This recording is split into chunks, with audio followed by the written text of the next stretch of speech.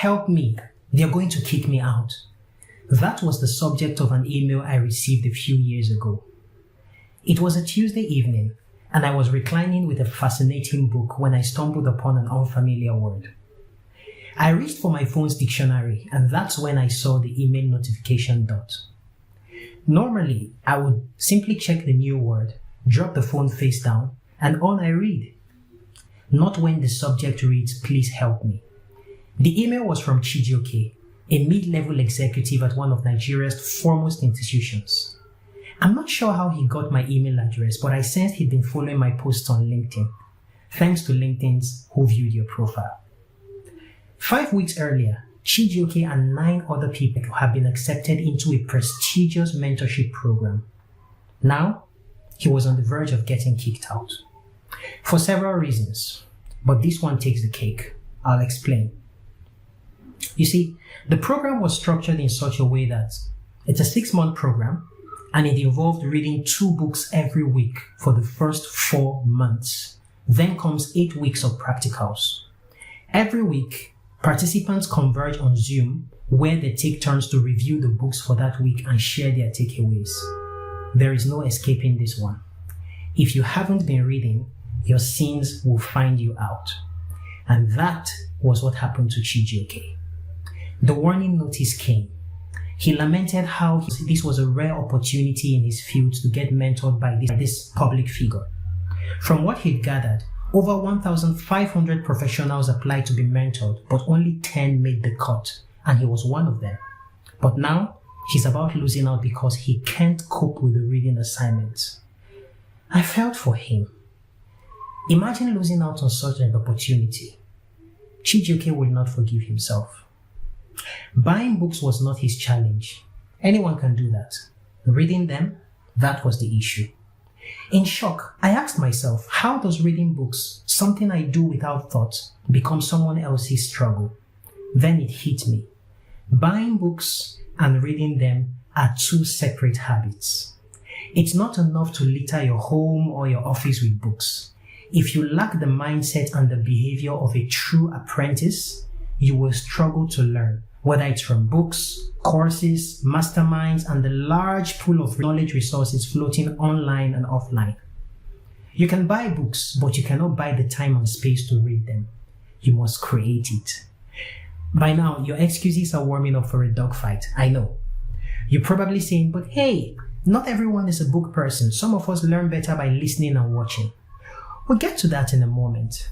But let me beat the gun and say, the lies you tell to yourself for long enough will become true. Your truth, not the truth.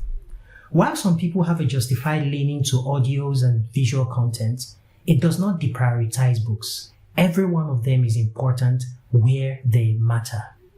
Videos and podcasts are incredible mediums for learning. I use them a lot, but I must tell you the truth. One human sibling to the other. If you neglect reading books, you're missing out big time. Back to Chijioke. After asking him a few questions, I showed him a simple and effective system I will be sharing with you shortly. This system got him from a near dropout to the most outstanding candidate in his set of cohorts. My name is Angbulu. I'm a writer, reading coach, and lead learner of the Reader's Circle Book Club Africa. I help people build effective systems for reading the right books and getting the best out of every book they read. I'll be showing you a 4-step process you can start applying today to crush your reading goals every other day. But first, let's do a reality check. If you're honest with yourself, there's probably one book you bought months or even years ago that you haven't read. Maybe you tried reading it, but you have never gotten past the 1st or 2nd chapter. We're all guilty. At least I am. And that's because when most people try to read consistently, they fail for 2 reasons. Number 1, they focus on the wrong thing. Number 2, they try to do it the wrong way. They set reading goals. They want to read 50 books a year, 1 book a week. But somehow, they believe that education is a phase of life, not a way of life. Whereas education, self-education, should be a way of life, not a phase. You see, we have it backwards. Reading is a staple only meant for apprentices. If you don't see yourself as someone who has a lot to learn from life, you won't see the point of reading good books. So, I told the young executive, number 1, decide to become the kind of person who reads books. Now your goal shifts from I want to read a book a week to I want to become a reader. Number 2, decide why you want to become a reader. And number 3, prove it to yourself every day by reading, no matter how little. So you must ask yourself these 4 questions. What do I want to accomplish from reading? Say, I want to become financially free at 25, 30, or 35, for example. Why do I want to accomplish this? An example is, without the right knowledge, I can't achieve my financial freedom goals when I want it. Number 3, who do I need to become to accomplish this? You need to become someone who reads books and applies the lessons. 4, what values must I embrace? You must embrace values such as curiosity, an open and teachable mind, or simply put, you must have a growth mindset. These values are the fuel for your new identity as a reader. Once you have settled this part, you must make the second move. Take baby steps in the direction of your new identity. So you want to become someone who reads? Then read daily. In his book, Atomic Habits, James Clear says, and I quote, "Our actions reinforce our identity." How do you read consistently? Now, I apply the CCRR Principle. It stands for cue, craving, response, and reward. Or you could tag it C²R² if you love mnemonics like I do. Here's an everyday example.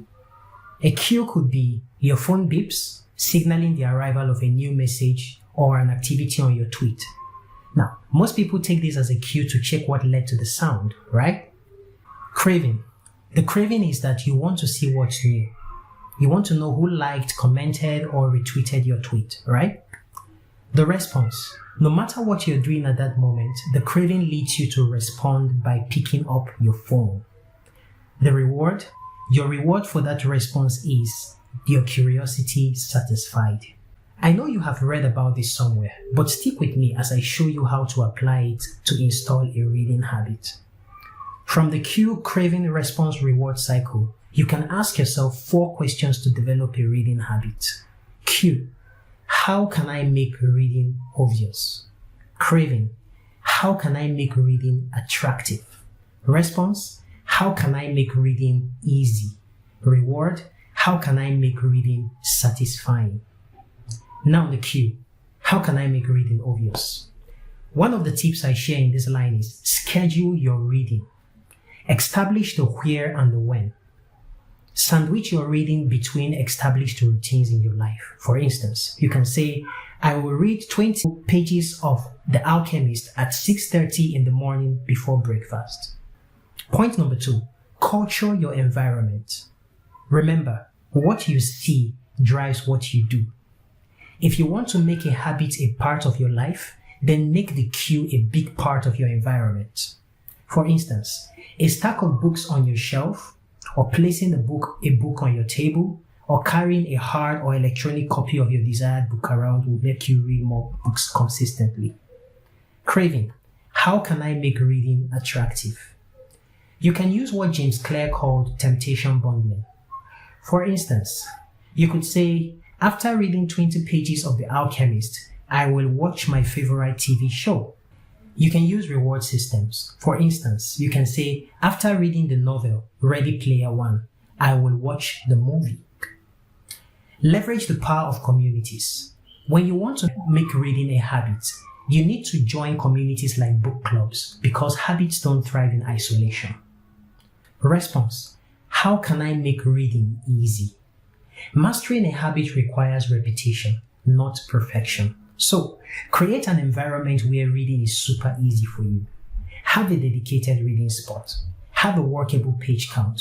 For instance, 10 to 20 pages a day would work. Turn off distractions. Play non-lyrical music while you read. Use page markers and highlighters, and leverage audiobooks. Audiobooks helps you to listen to the book as you carry on with your day. Rewards. How can I make reading satisfying?